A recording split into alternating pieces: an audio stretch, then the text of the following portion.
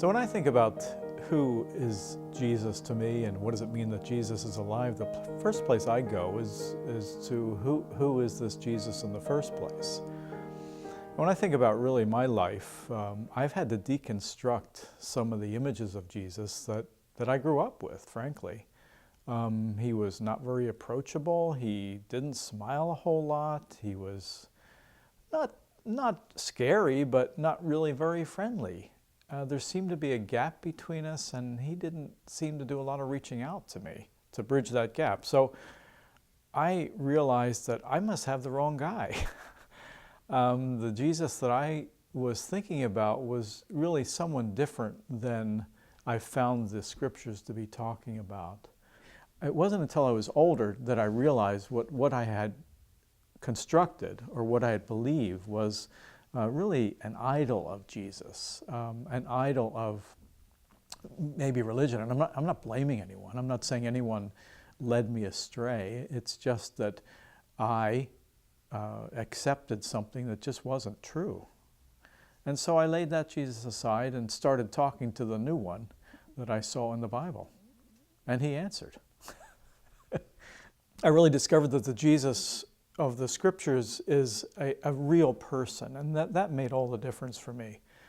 Just the reality of who this Jesus was. He was relatable. He went to parties. He cried when his friends died. He knew what it was to live an ordinary person's life. He just was a much more approachable person.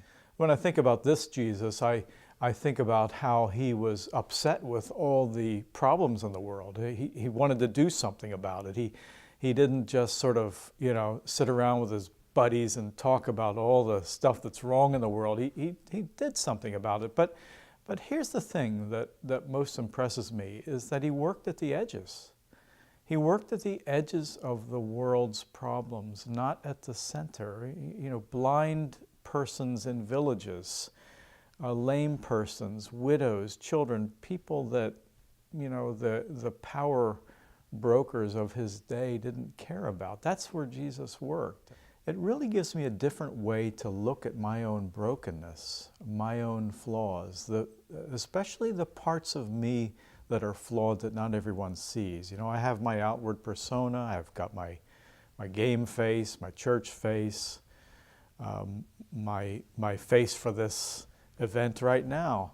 And yet inside of me there are lots of closets, lots of dark spaces, lots of things, shadowy things that I'm not happy with, and I'm embarrassed about and displeased with. But when I think about the fact that this is who God is, God works on the margins, God works on the edges of the world, then I realize I can let him into those places in my life.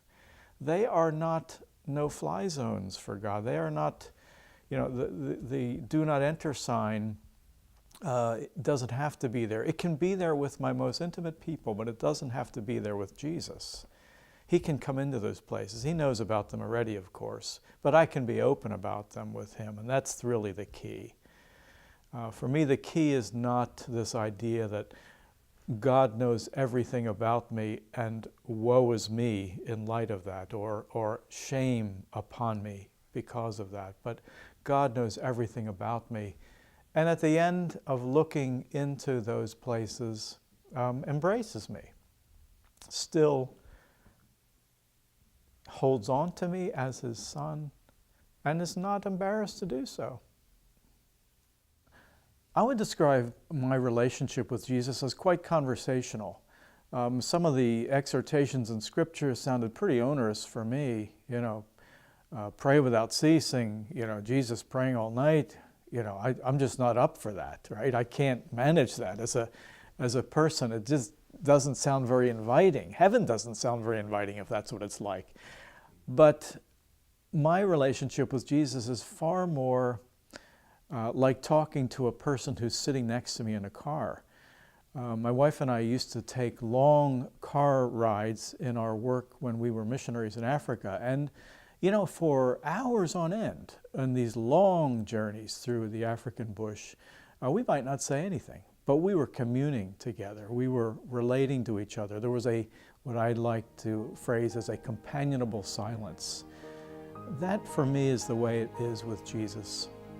I can be talking to him, but I'm never absent from him, and he's never absent from me. That means a lot.